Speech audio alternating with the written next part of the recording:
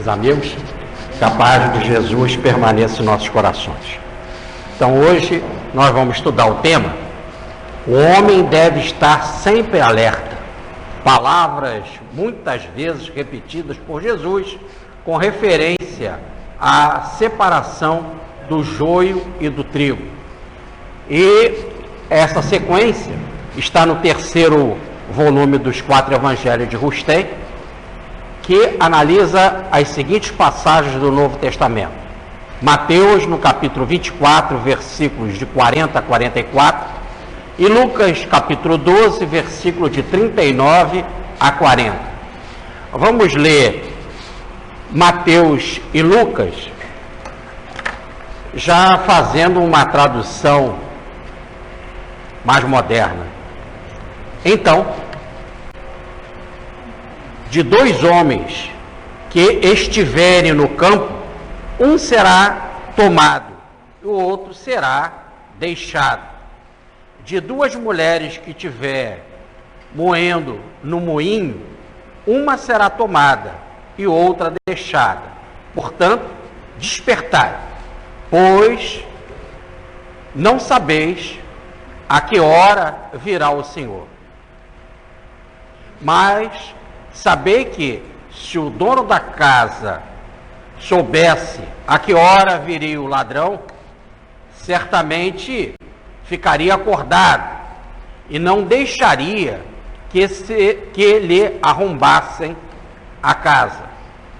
Estais vós, consequentemente, preparados sempre, porquanto a hora que não pensais virá o Filho do Homem.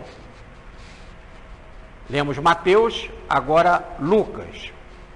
Ora, sabeis que, se o dono da casa soubesse a hora que viria o ladrão, certamente vigiaria e não deixaria que lhe arrombassem a casa. Estai, pois, vós outros vigilantes, pois o Filho do Homem virá a hora que não pensais. Muito bem.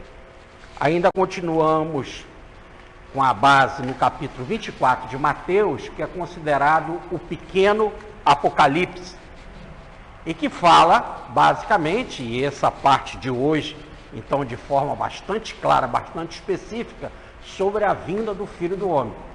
E que nós já vimos que a vinda do Filho do Homem não é de um caráter exterior, porque o próprio Jesus disse: se alguém disser ele ali, ele acolá, não vá, não credes, porque ele não virá com aparência exterior, pois que o reino de Deus está dentro de vós.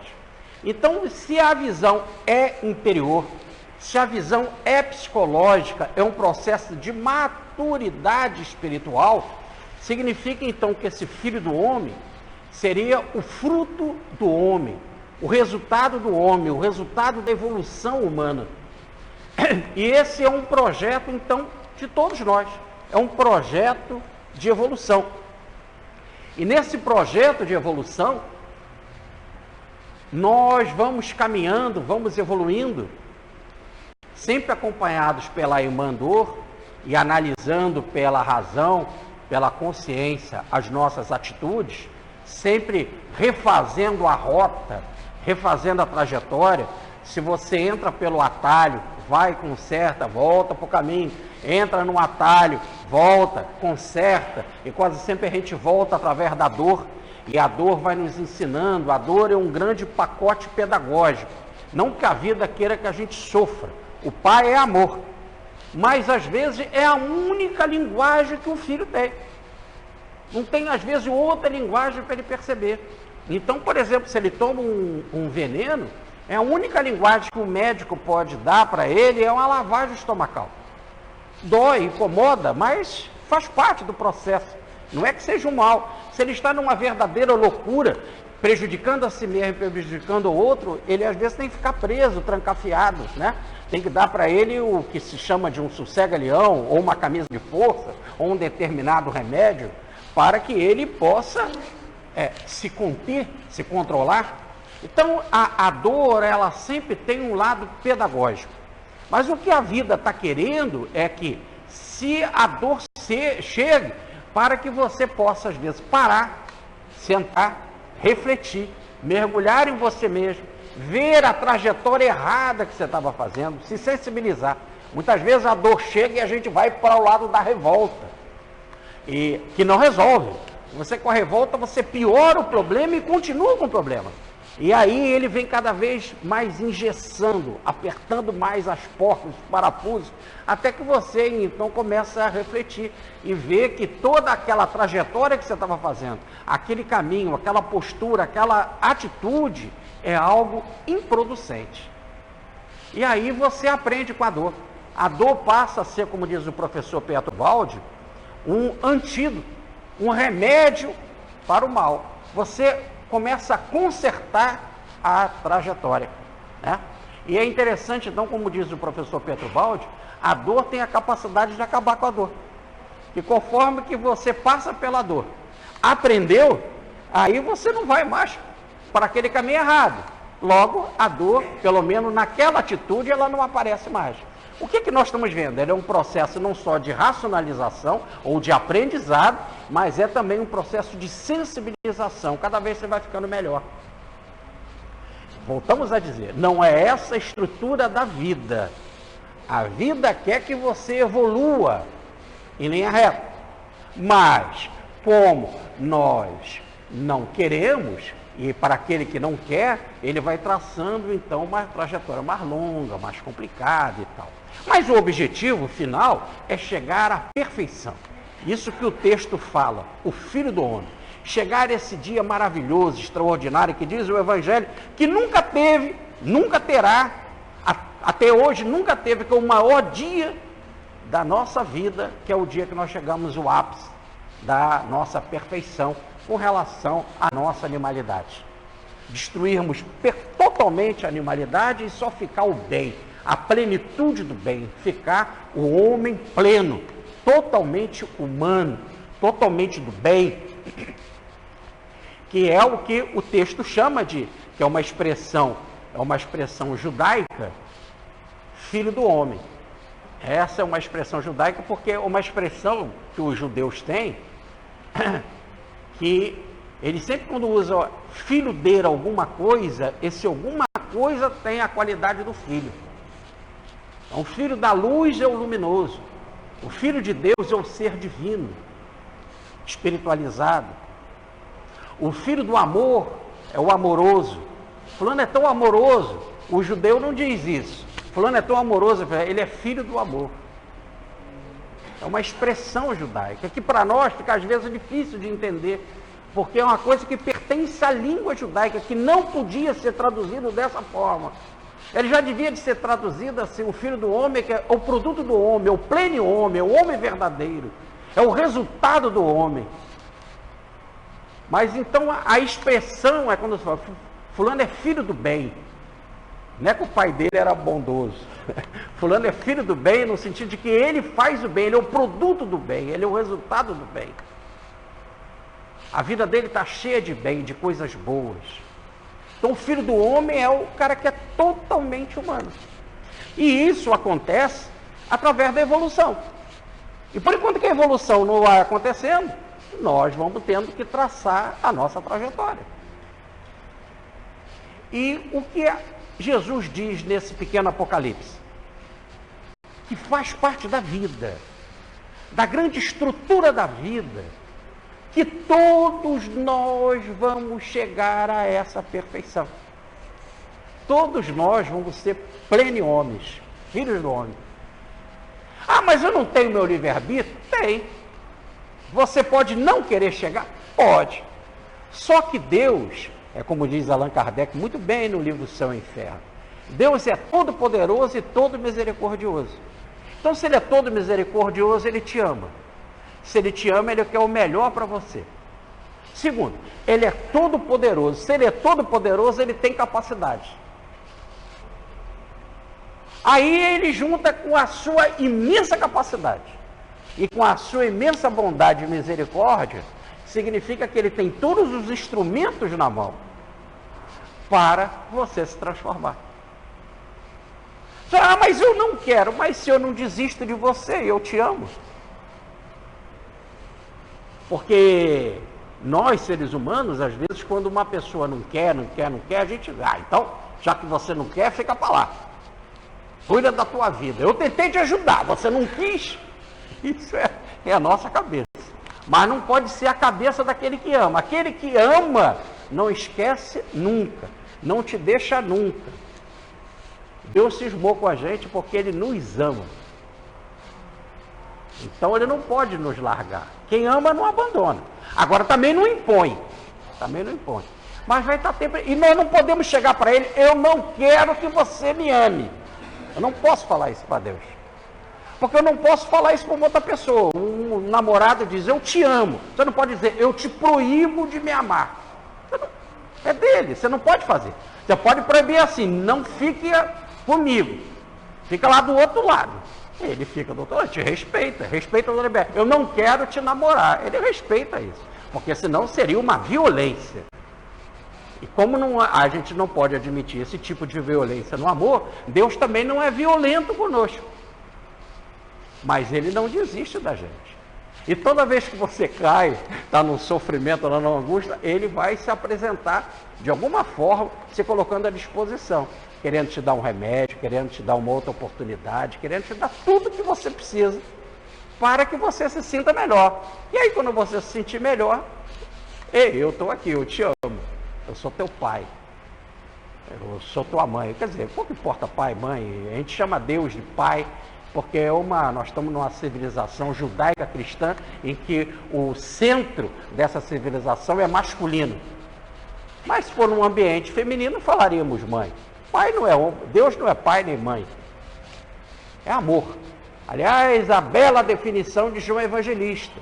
Na sua primeira epístola, no capítulo 4, nos versículos 8 e 16, Deus é amor. Essa é a definição. E se Ele é amor, é a sua natureza. Então Ele está sempre preparando meios, ou melhor, estratégias pedagógicas, estratégias psicoterápicas, oportunidades, então, gerais na vida para você se transformar. E o que acontece então? Se todos vão se transformar, e diz o Livro dos Espíritos nas perguntas 125, 126, 127, que a única coisa que às vezes aquele que não quer ou que resiste à eternidade, ou melhor, o caminhar dele é mais longo, demora mais, mas chega.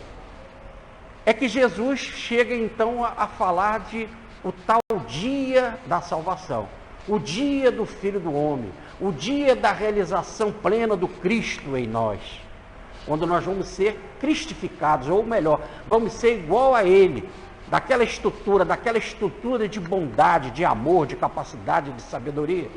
Esse dia, ele diz, esse dia já foi anunciado por Daniel. E Daniel falava que levará 1290 dias.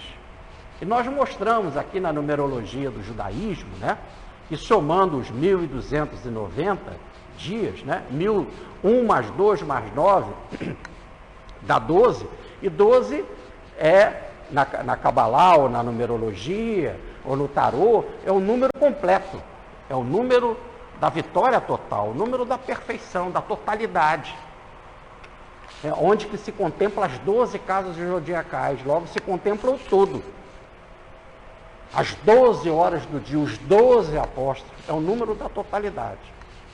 Então, é como diz lá Daniel, todos vão chegar à perfeição. E quando você chega à perfeição? É 1290 dias, ou melhor, no 12, ou melhor, quando você realizar plenamente todo esse seu tempo, essa sua trajetória evolutiva, que para um demora mais, para o outro demora menos, mas todos vão chegar. Então Jesus está falando desse dia extraordinário. E o texto vai apresentando várias imagens, e as pessoas, como estão sempre querendo pensar na vinda de um Jesus externo, que esse Filho do Homem viria na glória, no poder e obrigaria todo mundo a ser seguidor dele, quem não seguisse ele seria destruído, né? Aí então pegam todas as imagens usadas por Jesus e interpretam de forma negativa. Ele só está dando exemplos, como foi o caso que nós vimos na vez passada, de um sujeito que era o dono da sua casa, e que ele viajou, foi para uma viagem longa, e disse então para os servos: olha, cada um vai realizar bem a sua obra. E disse para o porteiro: e você cuida bem da portaria, para que minha casa não venha a ser roubada, né? Para que não haja prejuízo para minha casa. E deixou a ordem então para cada um cuidar bem da sua função, e disse para o porteiro: e você vai cuidar da vigilância, e fazer com que tudo aconteça segundo a vontade do Senhor, porque o Senhor vai chegar, a gente não sabe o dia e a hora. E quando o Senhor chegar, o que ele quer é ver o bem dele, a propriedade dele, o dono da casa, arrumada, tudo certo. Assim é no processo evolutivo. A vida espera que a gente cuide dessa casa, ou em outras passagens, essa casa chamada de templo, que é a nossa personalidade, que é a nossa vida, que é o nosso projeto evolutivo, que a gente cuide bem. Para quê? Para quando chegar o Filho do Homem, ou melhor, quando chegar essa realidade, e essa realidade só poderá chegar em você quando você estiver preparado. Por enquanto que você não estiver preparado, com a casa arrumada, leia-se, espiritualmente preparada, nunca essa realidade vai chegar para você. E o que você vai se deparar, por enquanto que você não se espiritualiza? Com as dores normais aqui do mundo. No mundo de feras, no mundo de pessoas desequilibradas, né? E a gente vive no meio de pessoas desequilibradas e disputando com essas pessoas. Então a gente vai estar envolvido aí com ladrão, a gente vai estar envolvido com guerra, a gente vai estar envolvido com peste, nós vamos estar envolvido com fome, nós vamos estar envolvido com maremotos, com terremotos, com as coisas normais do nosso mundo.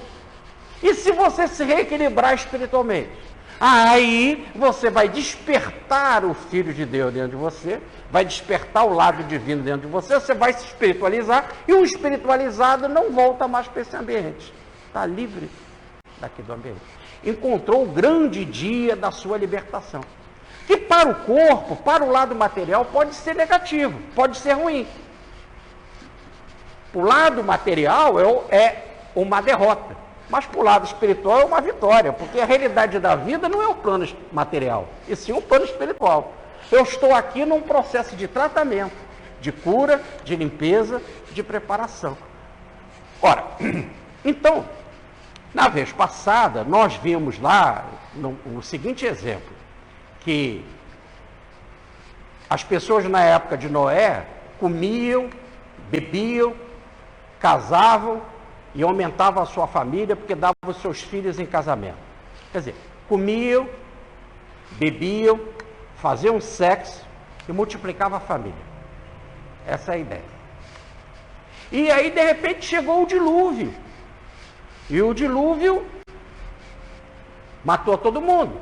Mas Noé entrou na arca, preparou a arca, e ele flutuou por cima da água do dilúvio. E os outros morreram.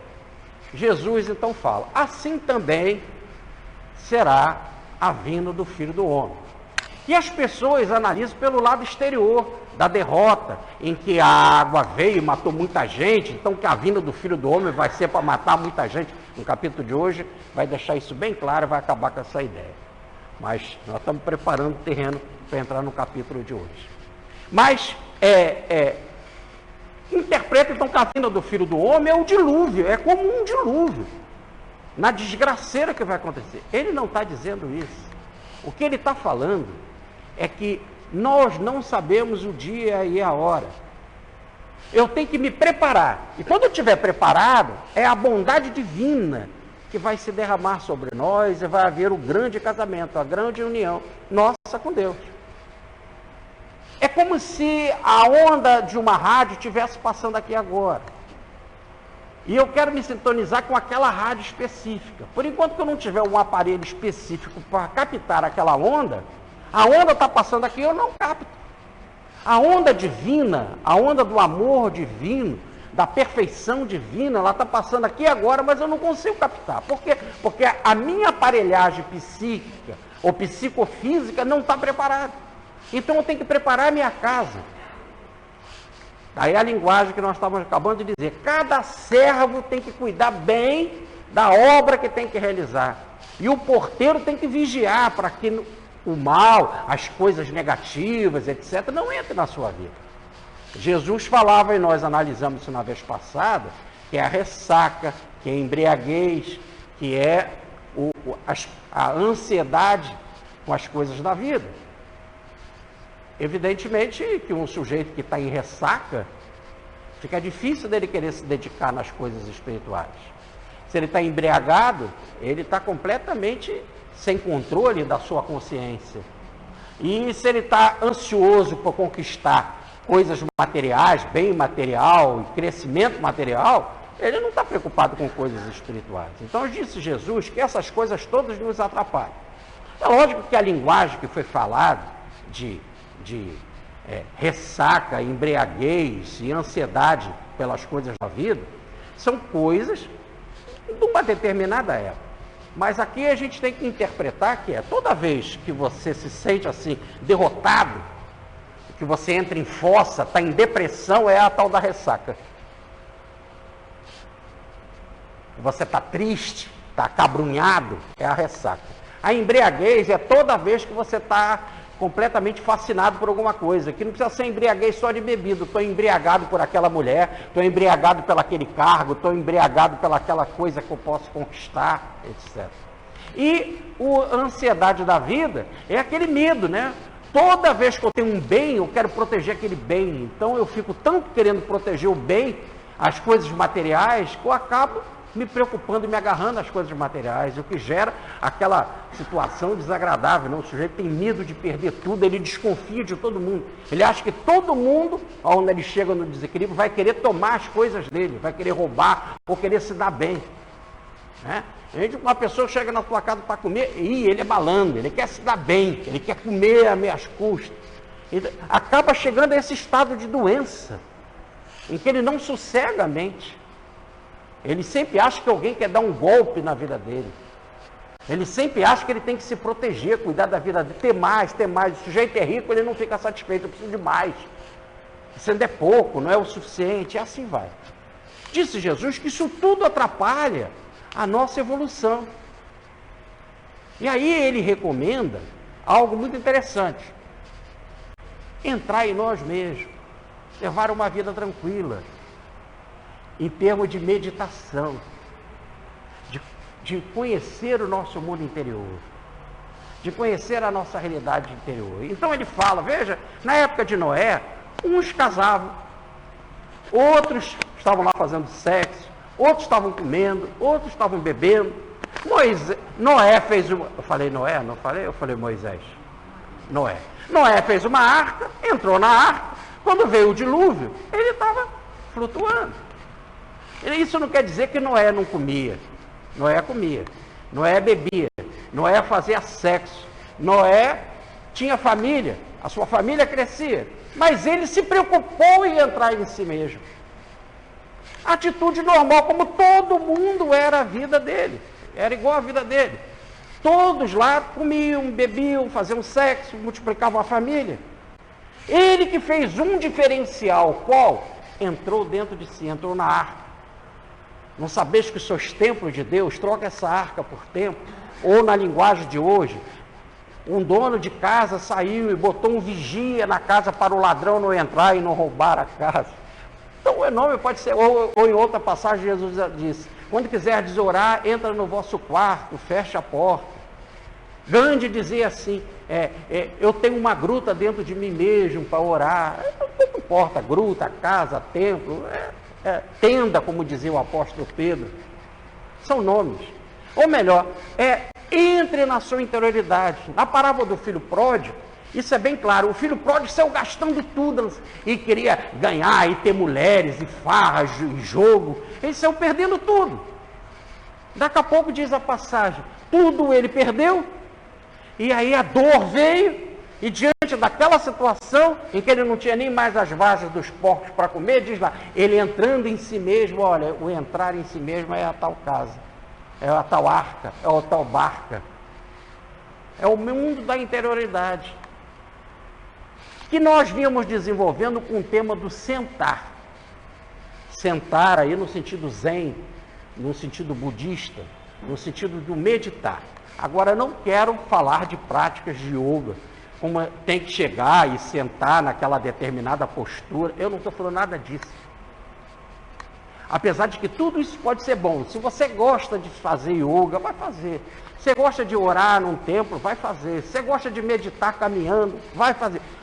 Não importa o caminho. Há muitos caminhos. Só na yoga você tem a Hatha Yoga, a Raja Yoga, a Hatha é do corpo, Raja é da mente, Jnana Yoga, que é a da sabedoria espiritual, a Tantra Yoga, que é do conhecimento das suas forças telúricas, das suas forças libidinosas, quase sempre também ligada às coisas sexuais. E aí você tem a Bhakti Yoga, Yoga da devoção. Em outras palavras, há muitos caminhos. Não importa o caminho, o que importa é você serenar a mente e entrar em você. Pronto. E aí a imagem. Muitos comiam, bebiam, faziam sexo, a família multiplicava. Isso também com Noé. Noé entrou em si, entrar em si é o diferencial.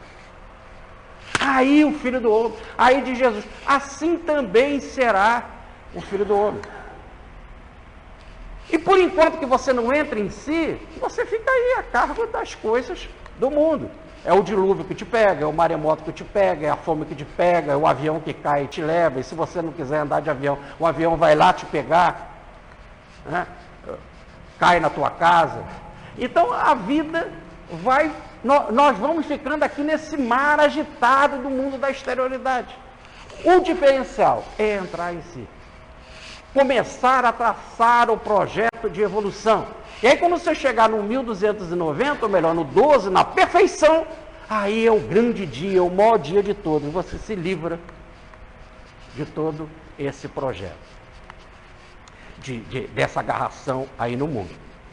E na vez passada, nós nos deparamos em Lucas com uma passagem muito interessante que diz Lucas: estai atentos a vós mesmos. Quer dizer, a resposta não está lá nem acolá, está dentro de cada um. Observa bem a tua vida, analisa bem, medita bem. E ele então dá a seguinte explicação: como uma rede, como é que é o dia do Filho do Homem? Tema da vez passada está em Lucas, no capítulo 24, versículo 35. Como uma rede, ou como um laço, ela vos apanhará, ou virá sobre cada um, a todos os que estão sentados na face da terra. E a tradução é: a todos que estão habitando, não sentados, na face da terra. Então ele está dizendo que observar o dia do Filho do Homem é como um laço, uma armadilha, ou como uma rede que vai pegar todos os que habitam a face da terra. Todos. Mas se vai pegar todos que habitam a face da terra, se eu pegar agora, lançar uma rede, e aí tem aquela passagem do Evangelho, eu lanço uma rede e vou pegar uma porção de tipo de peixe. Eu vou ficar com o peixe bom e o peixe ruim, o espinhento, o baiacu, eu jogo fora. Ou melhor, eu lanço para o mar. O que é bom, eu guardo. Essa já é uma passagem do Evangelho. Assim também, se eu lanço um laço ou uma rede e pego todos os habitantes da face da terra, aqueles, evidentemente, nem todos estão preparados.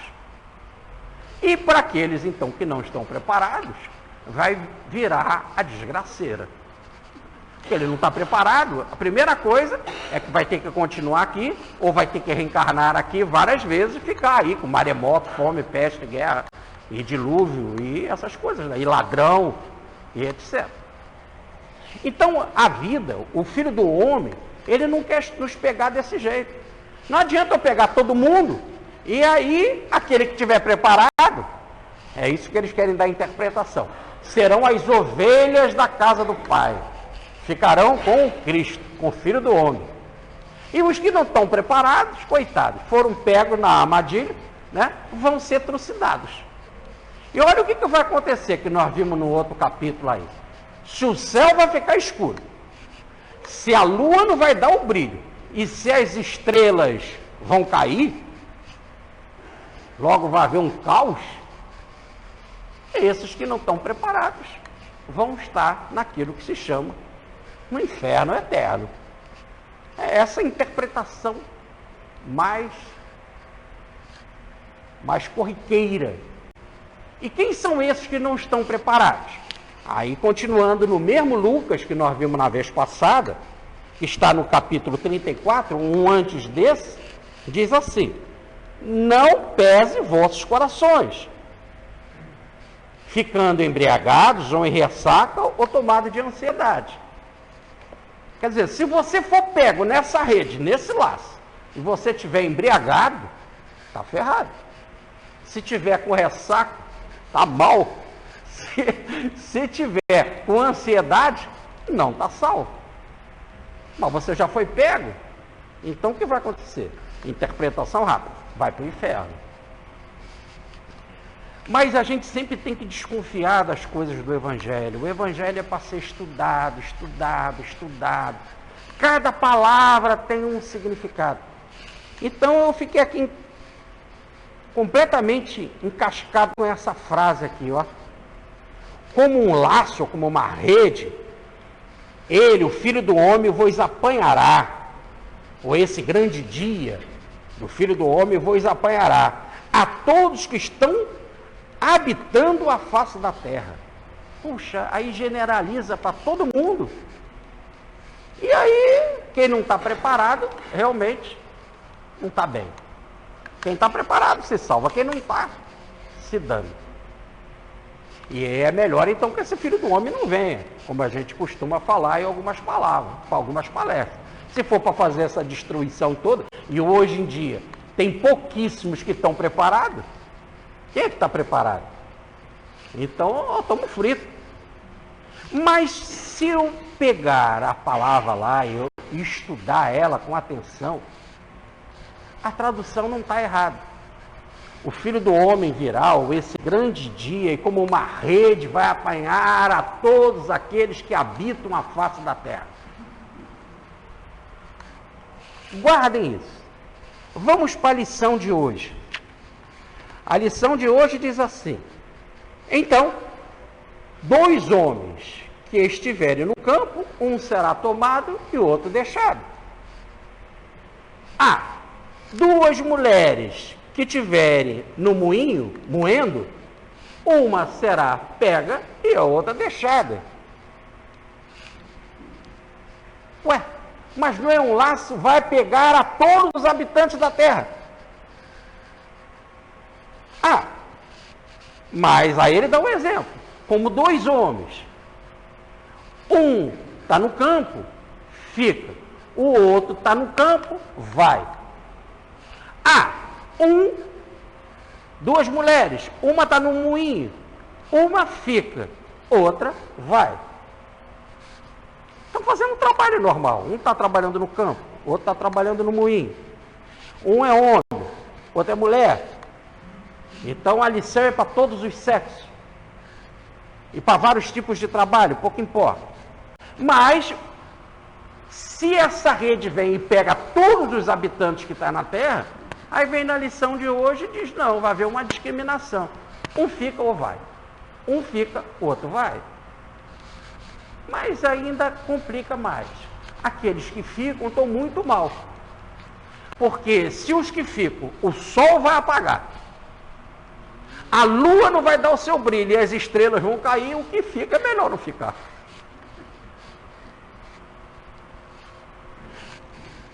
O grande problema, voltamos para a lição passada. Eu tinha dito isso, mas eu falei assim, sem explicar em detalhes.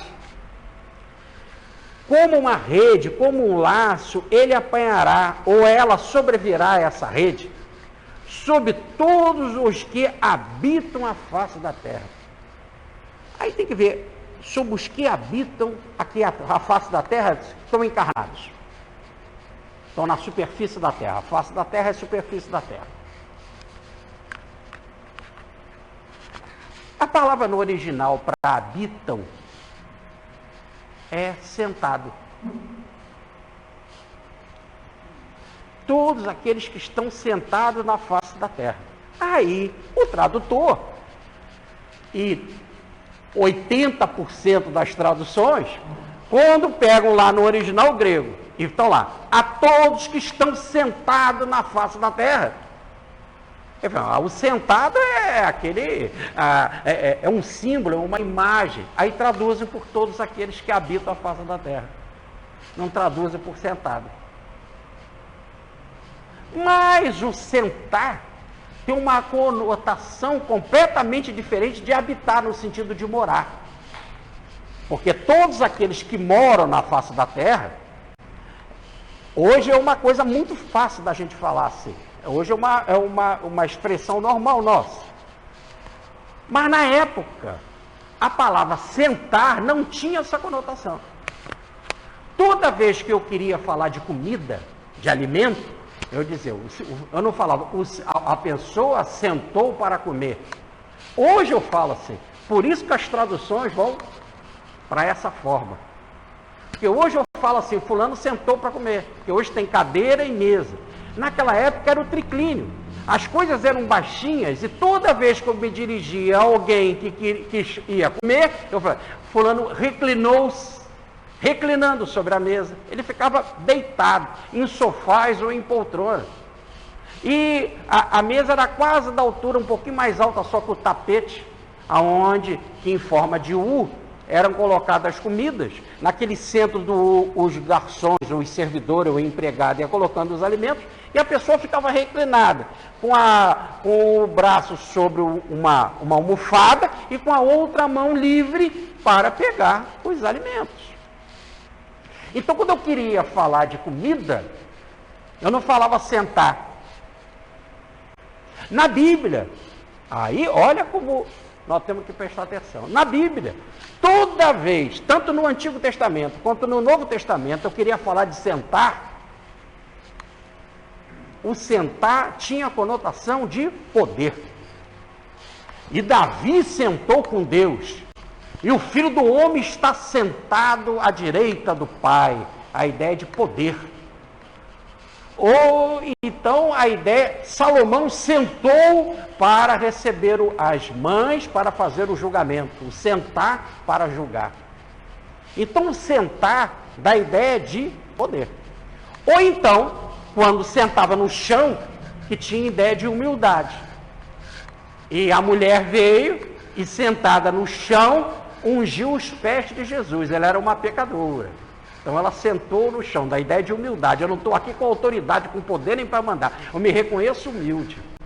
Repare então que o sentar tem conotação de autoridade, de humildade. Se o sujeito é fraco, se está em estado de culpa ou de desordem mental, é a humildade, que é o sentar no chão. Ou então o sentar da autoridade, para julgar, para estar com Deus, para ter poder, etc, etc, etc. E não existe maior poder do que o poder do autoconhecimento. Não existe maior poder do que o do autoconhecimento. Daí a frase no templo de Delfos, de Sócrates, a frase socrática: homem, conhece-te a ti mesmo e decifrarás o enigma do universo. O autoconhecimento como o grande poder, que é o poder da evolução. Aliás, chegar à perfeição, chegar ao Filho do Homem, chegar aos 1.290 dias, ao número 12, etc. Chegar ao Filho do Homem é esse autoconhecimento. Quando eu vou ver o reino de Deus dentro de mim, vou me unir a esse reino de Deus, vou me cristificar, por isso que é o dia do Cristo.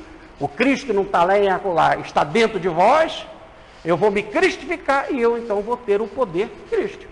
Daí dizer Jesus: farão o que eu faço e até obras maiores. Olha que poder extraordinário que esse dia, que esse momento da evolução proporcionará a cada um. Então, quando lá está a palavra, né? E como uma rede, o Filho do Homem chegará, ou esse dia chegará, e como uma rede ou como um laço apanharão todos os que estão habitando a terra, a palavra no original está sentado. E aí, quando eles, externamente, a colocação não está errada. Eu estou interpretando quem está sentado na face da terra é porque está habitando a terra, então eles traduzem por habitar. E aí pega a gente no estudo que nós estamos fazendo. Aqui não está dizendo isso, pelo lado esotérico, pelo lado mais profundo, espiritual, que a gente vem analisando um tempão, o tal do sentar, como meditar, como o autoconhecimento. Nesse dia, nesse grande dia, no dia do Filho do Homem, ele virá e como uma rede ou como um laço vai apanhar todos aqueles que estão sentados na face da terra. Ou melhor, dos encarnados que estão preparados, que estão em processo de meditação, de autoconhecimento e que chegaram a esse autoconhecimento, o sentar, esses serão apanhados. E quem não tiver nesse processo de autoconhecimento, não tiver sentado, esse continuará aqui mesmo, com as dores do mundo, um terremoto, maremoto, guerra, fome, são as coisas para que a dor te sensibilize e você se prepare. E nós vimos o que é se preparar, o que é se sentar. No Marcos, no Evangelho de Marcos, na vez passada, estava lá, no Evangelho de Marcos. Olhar, vigiar e orar. São as três sequências dadas por Jesus. Qual é a postura? Como é que a gente pode fazer para poder estar sentado, ou melhor, estar em estado de autoconhecimento? Vamos botar aqui o sentar. Sentar como uma imagem de autoconhecimento, que é o Filho do Homem, que é o reino de Deus, que é a perfeição crística, que é o Cristo em nós, são nomes nada mais que nós. É o Espírito puro no Livro dos Espíritos. Muito bem. Então, o sentar na linguagem de Marcos, que foi o capítulo passado, é olhar, que é observar, refletir, nós vimos isso, que é o vigiar, que é o ficar profundamente atento, e nós vimos que vigiar está ligado à parábola do samaritano, porque o samaritano, a palavra samaritano quer dizer vigilante, então não é vigiar por vigiar para ficar olhando na porta para ver quando vem um ladrão. A melhor forma que você tem para cuidar para que ladrão não invada a sua casa não é trancar a sua casa. Por enquanto você tranca a sua casa, porque tem muito ladrão no mundo, mas a melhor forma de vigiar no mundo é ser samaritano. É ir para o mundo através da educação, através da dedicação, através do amor, através da instrução, transformar a humanidade para que ela não tenha ladrão. Você ficar sentado, trancado em casa, vigiando a porta para que o ladrão não chegue, você está só sendo egoísta. Por isso que o samaritano ia pelo caminho. Tinha um homem caído no chão. Ele era ladrão? Não sei. Ele era do mal? Não sei. Ele acreditava em Deus? Não sei. Ele estava ferido, precisando de ajuda. E às vezes você está ferido na seguinte coisa: todo ladrão é um ferido, todo ladrão é um doente, e esse ladrão você encontra aí pelo caminho. Por isso que não adianta só prender. Por enquanto que a sociedade só estiver prendendo os ladrões, ou prendendo os bandidos, ou os do colarinho branco, ou os corruptos, não vai resolver nada. Vai continuar tendo colarinho branco, vai continuar tendo corrupto, só quando houver um processo educativo. E para ter um processo educativo, eu tenho que ser samaritano, eu tenho que ser vigilante, eu tenho que me envolver no processo da caridade. Nós não podemos, como muita gente diz, o Brasil é diferente da Suíça, nós devíamos ter aqui uma Suíça, mas você ter uma Suíça, você tem que ter pessoas educadas. E para isso tem que ter educação.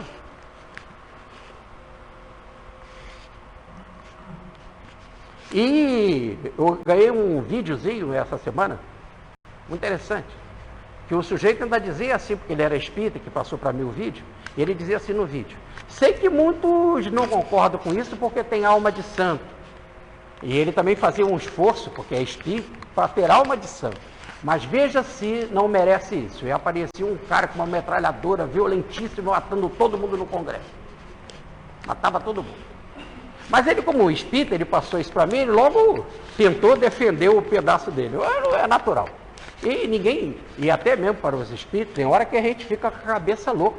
Mas veja bem, não resolve nada. Porque se a gente acabar com todos eles que estão no Congresso, vamos ter que botar outros no Congresso. E nós somos o mesmo material que eles. Não tem diferença. Você conta no dedo uma pessoa que hoje está andando na rua que não engane no imposto de renda.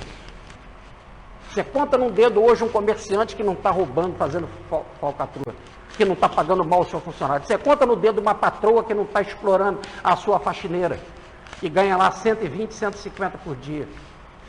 Em que você dá mais trabalho para ela do que realmente ela tem que fazer. Então, se a gente estiver no Congresso, como nós vamos agir?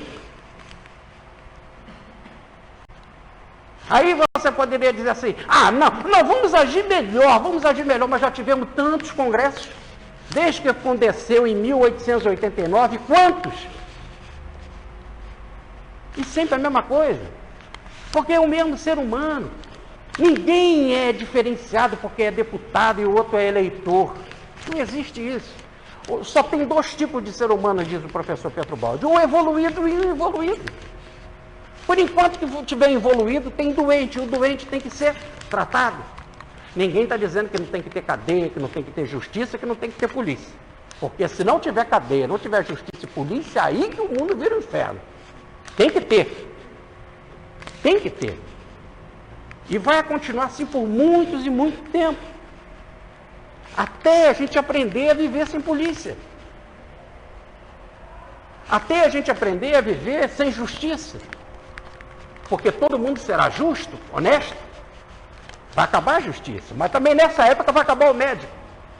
Porque na hora que todo mundo for justo, mente sã, o corpo vai ser são. O médico vai perder o seu emprego. E o psicólogo, esse que vos fala também. Porque psicólogo é para acertar a cabeça desacertada. Na hora que as cabeças estiverem sãs. Tá certo? Mas vai precisar de um psicólogo na área de recursos humanos. Mas aí ninguém vai estar desempregado. Porque ninguém pode ser feliz, nenhuma empresa, nenhum empresário, nenhuma pessoa pode ser feliz sabendo que tem alguém que esteja desempregado. Como nenhuma mãe pode ser feliz no céu se o seu filho está no inferno. O amor acaba com a divisão. Mas até todo mundo chegar no amor, é complicado. Então, o vigiar está ligado ao processo da caridade. É vigiar no sentido de ficar atento e aonde tem um problema e ajudar. Nunca se sentir feliz com você mesmo. As coisas mais extraordinárias é o Cristo, é ver a alma como Cristo, ou como o Buda ou os budistas, ou os Dalai Lama. Quando eles têm um conceito de bodhisattva, ou bodhisattva, que é um sujeito que chegou na compaixão plena e não deixa a gente nunca. Olha a frase do Cristo: eu estarei convosco até o fim dos tempos, não vos deixarei órfãos nunca. Então ele não vai para um céu feliz e fica lá feliz para sempre. Por enquanto que a gente estiver nessa enrolação, ele está com a gente. Ele não pode ser feliz num céu sabendo que nós estamos felizes. Mas eles poderão dizer assim: mas isso é um problema nosso. Mas ele é amor. O amor não se sente feliz em ver o outro sofrendo. Por isso que diz o Buda, ou as correntes budistas, né? Ele chega ao estado de bodhisattva, em que ele chega no nirvana, mas não mergulha no nirvana para continuar com a gente. Por isso que os Dalai Lama estão aí, ele reencarna sempre, é o 14º Dalai Lama. 14º, depois vem 15º, 16º, vai ficar com a gente sempre, para amar, esse é o conceito. Vamos aqui levar o pé da letra, que ali precisa estar o mesmo que está ali. Mas é aquela mesma postura de compaixão, de generosidade, de amor, para nos ajudar no processo evolutivo. Então, vigiar é ficar atento. Onde tem problema, aquele problema é seu. Ir lá ajudar, amparar, é a caridade. E orar vem de os, oris, em latim, que quer dizer abrir a boca, que é o estado de consciência. Quanto mais você vai ampliando a sua consciência, mais essa boca vai ampliando a consciência, a boca do espírito. Ninguém vai imaginar que é boca física. É a boca da alma. Repare as imagens de Buda ou de Shiva no Oriente, né? Em que Buda tem aquela feito com a cebola na cabeça. São as camadas da cebola ou a flor de lótus. São camadas que vão abrindo. Quanto mais ele expande a sua consciência, mais abre a flor de lótus, mais abre a sua consciência, mais amplia a boca da alma, a boca do espírito. Ou melhor, a sua sintonia, ou a boca para receber alimento, a sua sintonia com a grande corrente do universo, com o grande Brahman, ou com Deus, aqui na linguagem do cristianismo. Então, abrir a boca, orar, daí dizer Jesus, orar sempre e nunca deixar de orar. Como orar sempre? Né? Na hora que eu estou comendo, na hora que eu estou conversando com as pessoas, na hora que eu estou ensinando matemática, mas orar sempre. É porque o orar não tem nada a ver com prece. Orar não tem nada a ver com falação. Orar é abrir a boca da alma. Em todos os momentos, ensinando matemática, comendo, bebendo, fazendo sexo, multiplicando a sua família, fazendo meditação. Em todas as situações você tem que estar ampliando a sua consciência. E falei certo, fazendo sexo. Sexo não é pecado. É algo abençoado, como comer, como beber, como ter família. Faz parte do processo evolutivo. Faz parte da vida. E em todas as situações você tem que ser positivo. E toda vez que você estiver na positividade, você está dilatando a sua consciência. Está orando. Então essas são as 3 atitudes. Só que aqui tem uma coisa que vocês poderão olhar, e alguém depois, lá na frente, poderá questionar vocês, porque nos textos mais completos sobre essa frase de Marcos, que está no capítulo 13, versículo 33, que foi o objeto da lição nossa passada, está assim: olhai, vigiai, orai, pois não sabeis quando será o tempo. Mas se você olhar a frase do Evangelho, você vai ver que a frase, o orai, está entre colchetes. Está entre colchetes. E eu estou citando aqui o versículo. Por que está entre colchetes? Porque há uma dúvida. Há uma dúvida dos estudiosos dos textos bíblicos, porque essa palavra orai, nesse texto, nesta localidade aí, nesse Mateus capítulo 13, ela não se encontra nos melhores códices. O que é isso, códice? Tudo hoje que nós temos de evangelho, eles foram encontrados em escavações, em antigas bibliotecas, em antigos mosteiros. Tudo está em forma de papiros, né?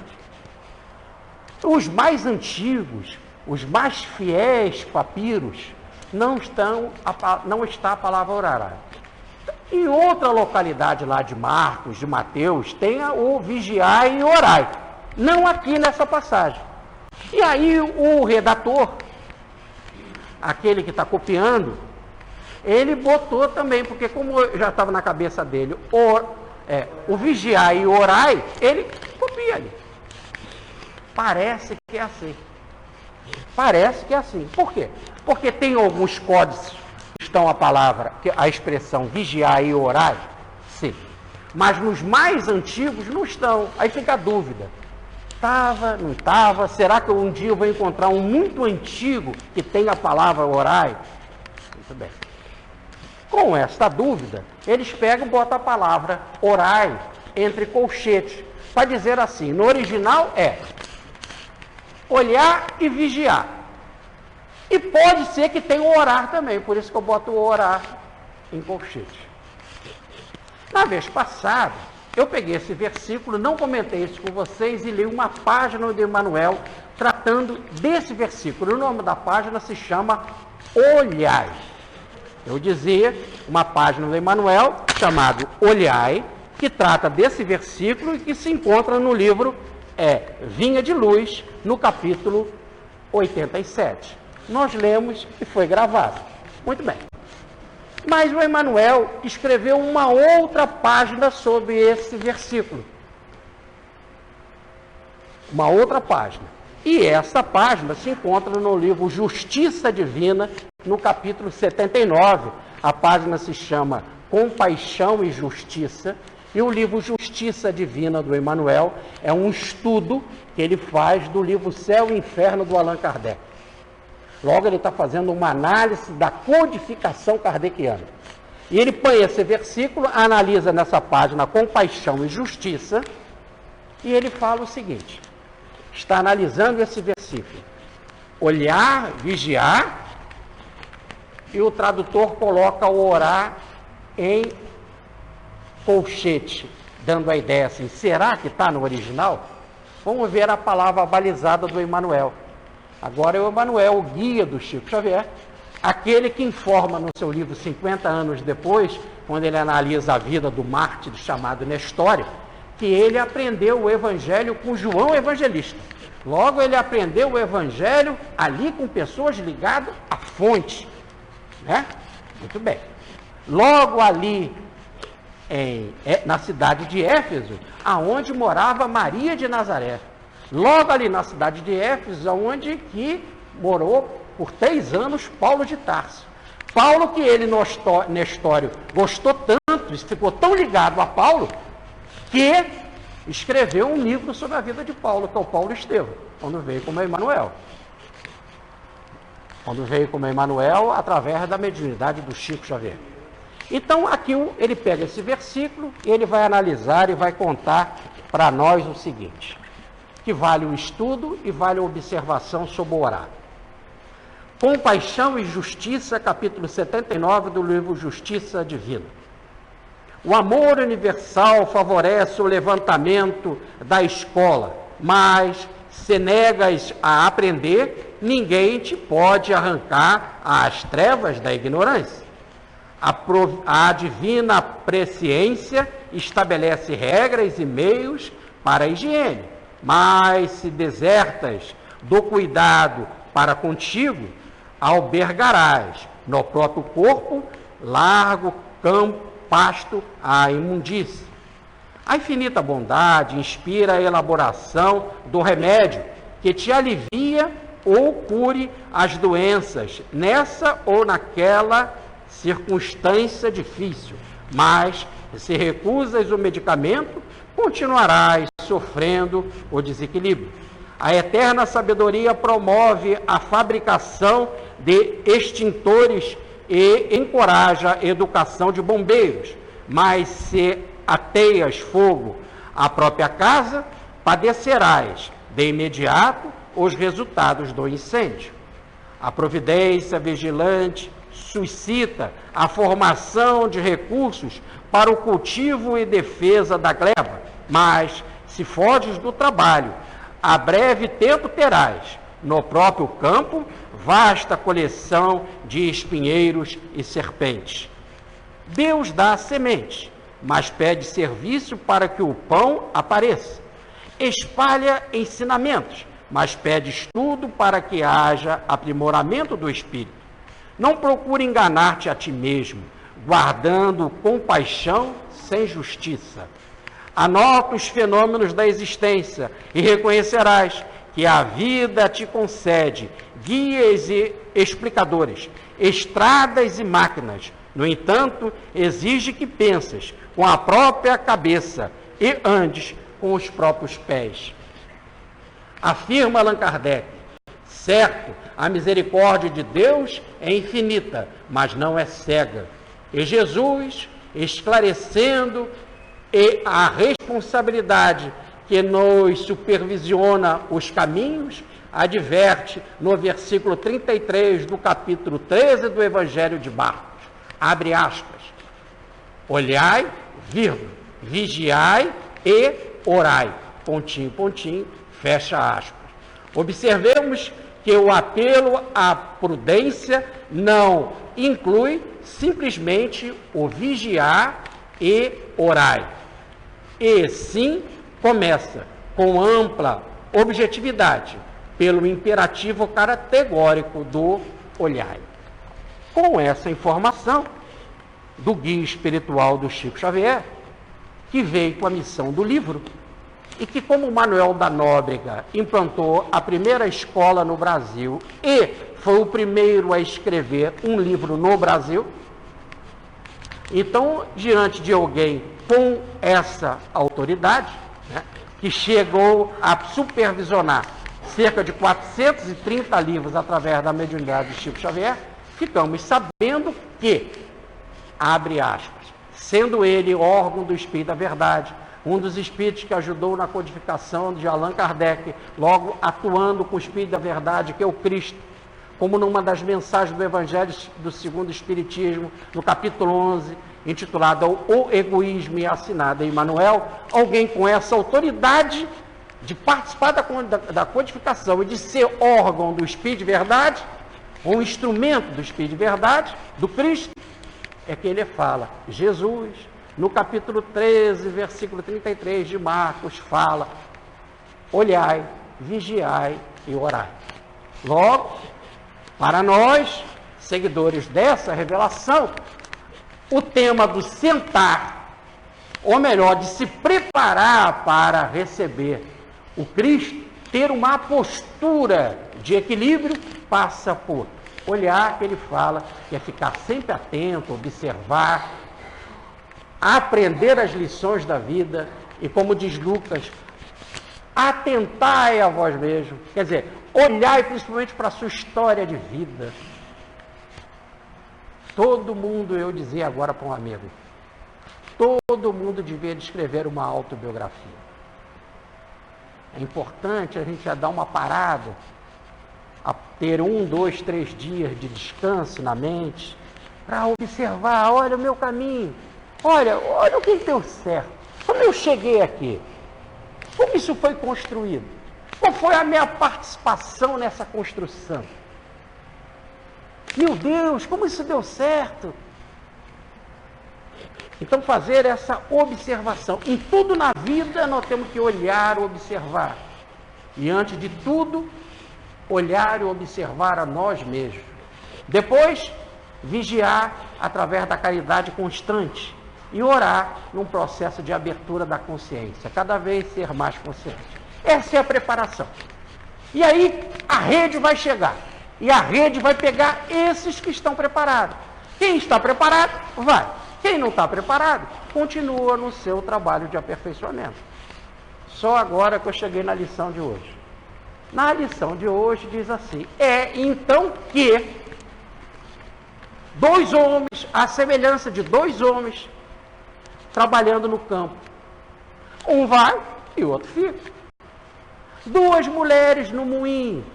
Uma vai e outra fica. Continua o texto. Portanto, vigiai, pois não sabeis a que hora virá o Senhor. Mas sabeis que o dono da casa, se soubesse a hora que vem o ladrão, ele ficaria vigiando para a casa não ser arrombada. Ele está falando de ladrão ou de arrombamento de casa? Não, ele está falando de vigilância. Ele está dizendo assim: como o dono da casa fica vigiando para saber o ladrão, assim a gente tem que ficar vigiando para saber quando vem o filho do homem. Ele não está querendo saber de ladrão, nem de proteção de casa. Ele está querendo saber do nosso estado de atenção. Ficar extremamente consciente para estar preparado. Para que na hora, com tudo preparado, você consiga fazer a sua autolibertação. Ele ainda explica mais no versículo 44. Estai vós, consequentemente, preparados sempre. Sempre a gente tem que estar fazendo o melhor. Sempre olhando, vigiando e orando. Sempre. Para que a hora em que menos pensais, virá o Filho do Homem. Ou melhor, como está no original. Porque na hora que não pensais, na hora que não pensar, ou na hora em que não pensais, ou no não pensar, é que chega o Filho do Homem. Deixemos ainda por enquanto essa informação, mas ele por 2 vezes fala isso, porque ele fala aqui em Mateus, eu acabei de ler o versículo de Mateus, que é o versículo 44, mas em Lucas ele diz assim também: estais vós, no versículo 40, do capítulo 12, estai, pois, vós outros vigilantes, pois o Filho do Homem virá a hora que não pensais. Aí eu corri para as melhores traduções e não pensar. Algumas traduções falam assim: ele virá na hora que a gente não sabe. Muito bem, isso é uma colocação correta. É correto. O texto externamente quer dizer isso. Como externamente eu posso dizer sentados na face da terra, quer dizer, os habitantes da terra.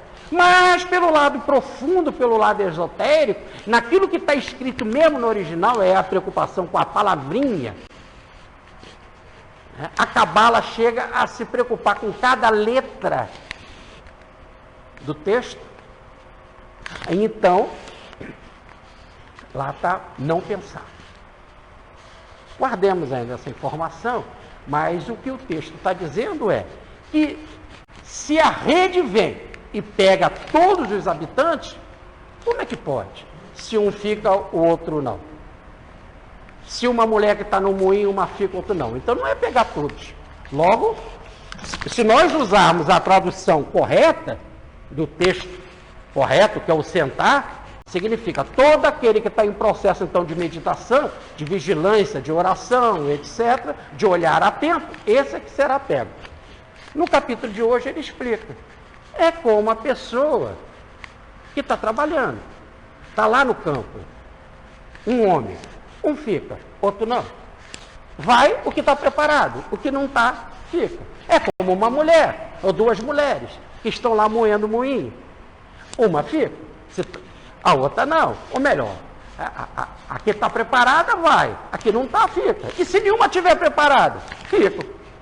E se todas estiverem preparadas, vão. Só os sentados, os preparados aqui não.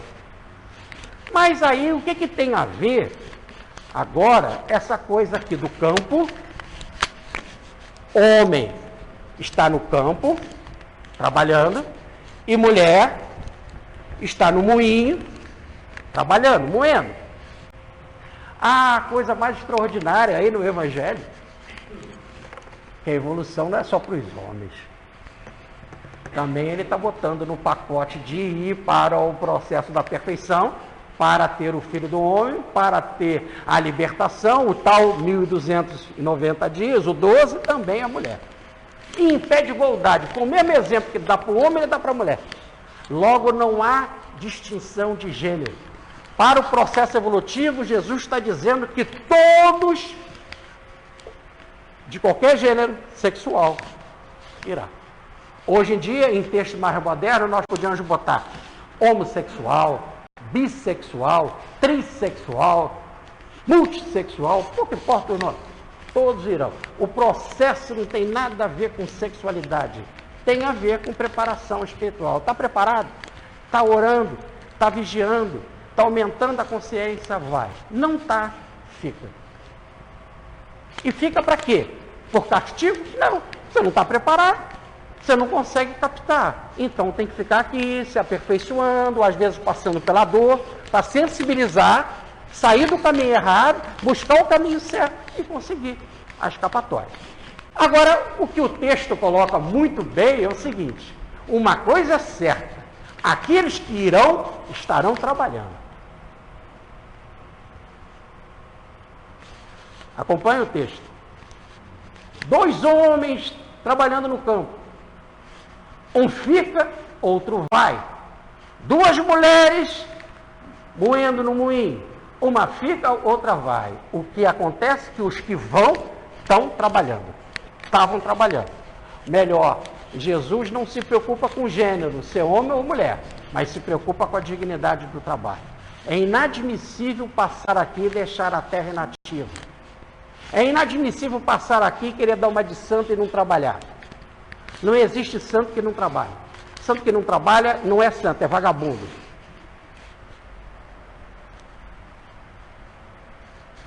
O texto é claro, só vai quem trabalha. Pouco importa se é homem ou mulher, mas tem que estar trabalhando. E no caso de Noé, a explicação é séria, é interessantíssimo. Comer, beber, fazer sexo e multiplicar a família, dar os filhos em casamento. Função normal, básica da vida. Não fugir disso. Ah, não adianta, eu passei aqui, só jejuei. Tu vai ficar magro, vai prejudicar o teu corpo, e prejudicando o teu corpo, você não vai ajudar no processo evolutivo. Passei por aqui e não fiz sexo, perdeu tempo. Sexo é uma coisa muito boa. Não é porque não fez sexo que você não vai. Você pode ficar sexo, é uma pessoa fria, dura, seca, arrogante. Acha que é melhor que os outros porque não faz sexo. Coitado de Orígenes quando cortou o pênis. Se deu mal. Cortou o pênis, perdeu a santidade, a igreja nunca deixa ele ser santo por causa disso que ele cortou o pênis, ele continuou tendo vontade de fazer sexo. Que não tem nada a ver com pênis. Sexo é um processo normal. Agora, você pode ter a opção de não fazer sexo, contanto que você seja feliz. Você pode ter a opção de fazer jejum, contanto que você seja feliz, e de preferência não conta para ninguém. Se você não faz sexo, não conta para ninguém. Isso não é cartaz, isso não é slogan. Se você está fazendo jejum por qualquer motivo, para emagrecer, não emagrecer, ou por causa de religiosidade, ou porque hoje tem reunião mediúnica, você não quer comer comida pesada, não conta nada para ninguém. Seja normal como qualquer outro. O melhor exemplo que nós temos é de Francisco de Assis. Toda vez que ele estava jejuando, chegava na casa de alguém, a pessoa botava comida, ele comia um pouquinho e dizia assim, hoje eu não estou com muita fome. Mas comia um pouquinho, para ninguém notar que ele estava em jejum. E levar uma vida feliz, alegre. Né? Daí dizer Jesus, não sejam como os hipócritas, que quando jejuam, colocam cinza na cabeça e botam uma roupa triste para todo mundo dizer, coitado, ele está sem comer. Porque esse já ganhou a recompensa aqui.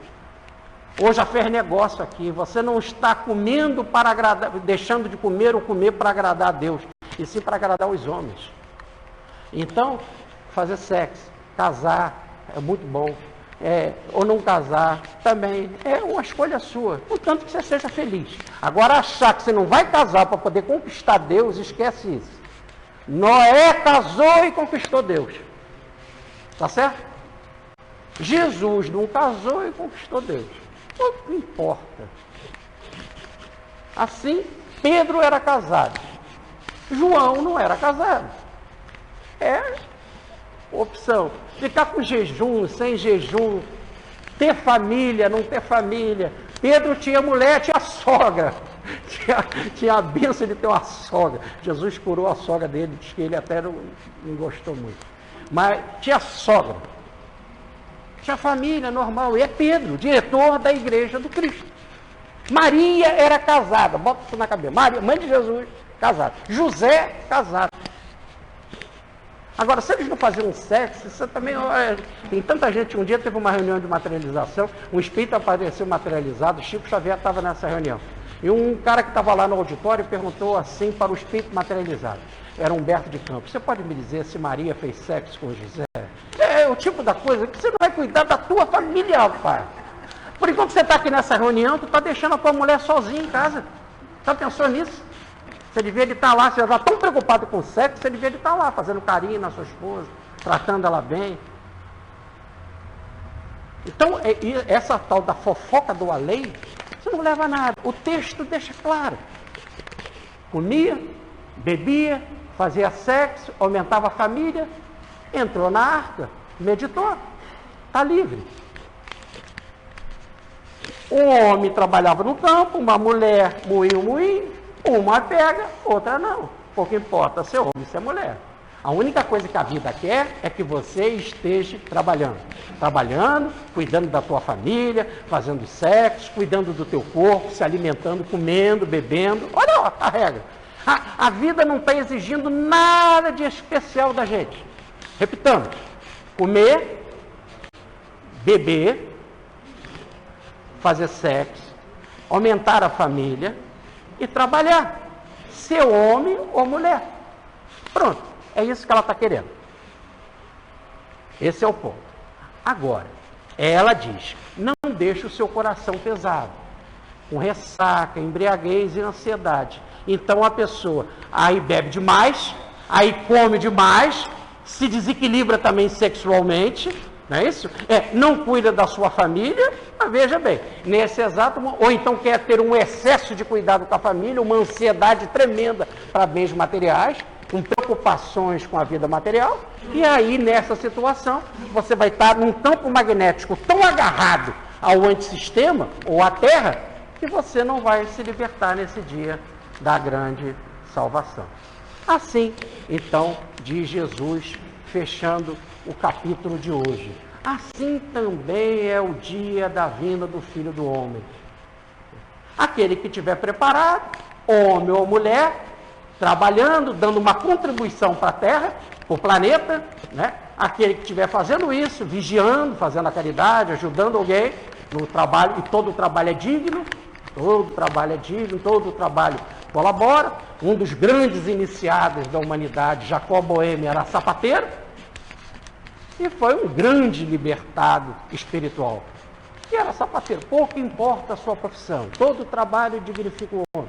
Desde de pescador como Pedro, a cobrador de imposto que era Mateus. Olha, pouco importa, trabalhe, seja um trabalho digno, seja homem ou mulher, faça sexo, coma, beba, nada de exagero, mas o que é mais importante, e a única coisa que é importante, olhar, vigiar com a caridade e ampliar a consciência através da oração. Faz isso, e aí o Filho do Homem virá. E a hora que chegar, te vendo preparado, você passa a viver o glorioso dia, o maior dia de todos os tempos, o dia da tua total e definitiva libertação da materialidade.